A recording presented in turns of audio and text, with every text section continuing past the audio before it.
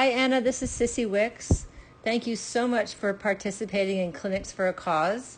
I really appreciate you sending in your video and asking me to be your clinician.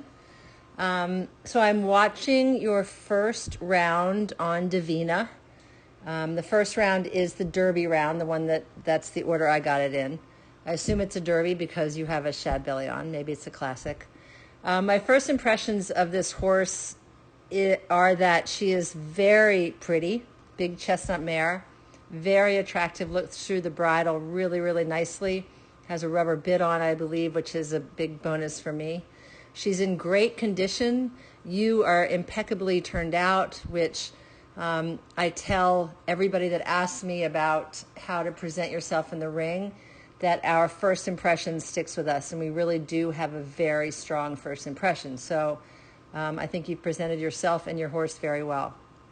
So now in this first video, you're cantering to the first jump. The jump is a bit long. It's off the left lead away from the camera. The jump is long, and my first impression when you land is that she is too fresh. So she's a little bit spicy, right? I noticed as you're cantering around that people have coats on, so maybe it was cold that day. I think you're at Great Southwest. It looks like it may be cold. Maybe she just was reactive to that. But when horses are fresh like that, they tend to hold their breath a bit, and they tend to get tight through their muscles. So that distance that I saw you use later in some of the later courses was probably fine, but because she's tense and she's tight, the distance looked long. She kind of threw herself at it, and then she landed and got a little bit reactive. So now her tail's swishing. I mean, she obviously feels good. You're doing a nice job sitting chilly. And I do notice, too, after that first jump that even though the mare's fresh, you have spurs on. And my suggestion would be that if you're schooling her and you find that she's up that day, to go ahead and take those spurs off. Because your leg is a bit loose, and I'll get into that more later. So now you're approaching the second jump, and you're coming right at the camera. It's a very nice distance. Now you're doing a nice job just keeping it together. She gets a little lost from 2 to 3, which is quite a bending line. I think the bending lines where you have 9 or 10 strides in between are really hard. But you do a good job just keeping her eye in the middle of that oxer with the purple flowers and just keeping her on track there. She looks at it a little bit. She maybe is a little crooked. She jumps right to left, and then you have to get a big dramatic lead change because she's turning right after it. So she swings a little left over the jump. You land. You have to get a big dramatic lead change, and she gives you just a bit of a porpoise, a bit of a bunny hop on the other side. And again, how much does that bother me? Well, it just shows me that she's fresh today. Okay, so now you're coming around the corner. And again, your eye is very good. You're doing a nice job just keeping it together. She held off those red flowers a little bit. I don't think it was the distance as much as the fact that, again, she's holding her breath a little bit and she's tense. You're going past the judge's booth there.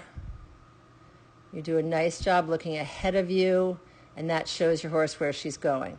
So the oxer was long. She overjumped it a hair.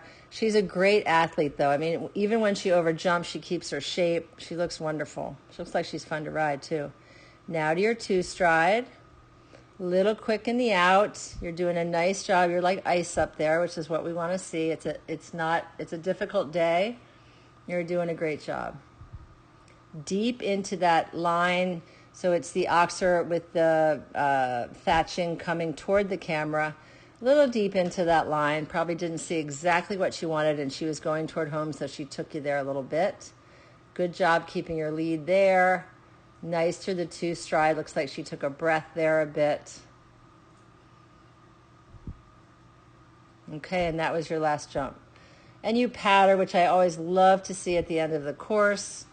Again, even though she was a little up, you did a nice job keeping it together. You patted her when you landed.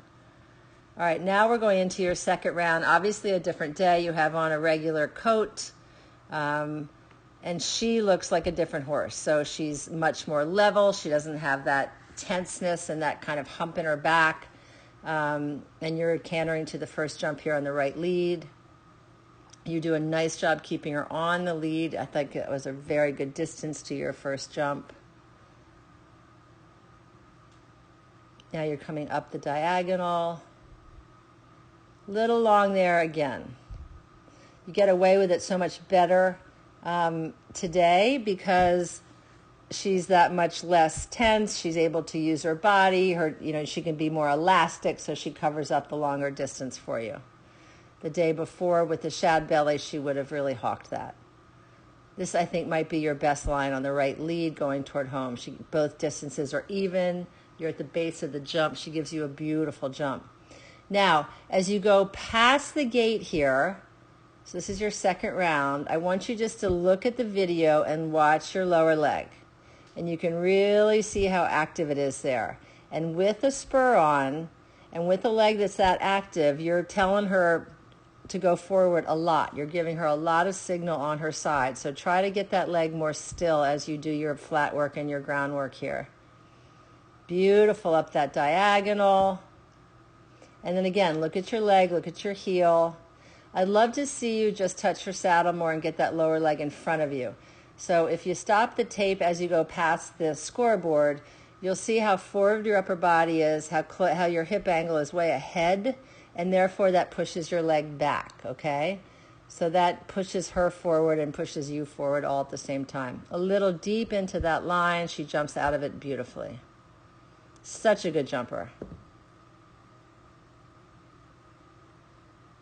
Okay, so now that's the end of round 2.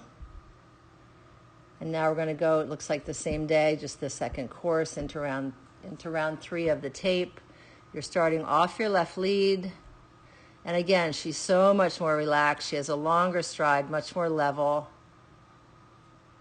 I didn't love your turn to this blue flower. So she was looking straight ahead, maybe looking at the yellow flower. And I think that as you made that turn, she wasn't quite sure where you were going. And just not as smooth as I'd like to see it. So I think you could have ridden that just a bit better. Just maybe bent her neck a little to the left so she knew where she was going. Now you're jumping a little long into that line, and of course she has to give you a little bit of reaction to it. So I know you had to leg her because she put her ears back and just gave you a bit of reaction. Excellent, out of the line. Now you're going past the gate. Again, look at that leg. I'd like to see it more still.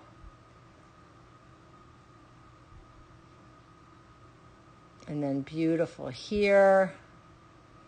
Beautiful there. I don't care their ears are back a little bit. She just jumped so nicely, and you guys are in sync with each other. And now it's your last line. Maybe a hair deep, but not bad, and jumps out that oxer beautifully.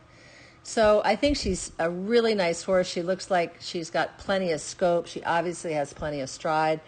I hope that first day when she was fresh was not the way she usually comes out, because that's hard on you. You do a super job. I love your eye. I love your position. I would work on that lower leg so it's not so busy and it's stronger. Get your shoulder back a bit. And I think you have a really, really nice horse there. So again, thank you so much, and I hope to meet you in person someday.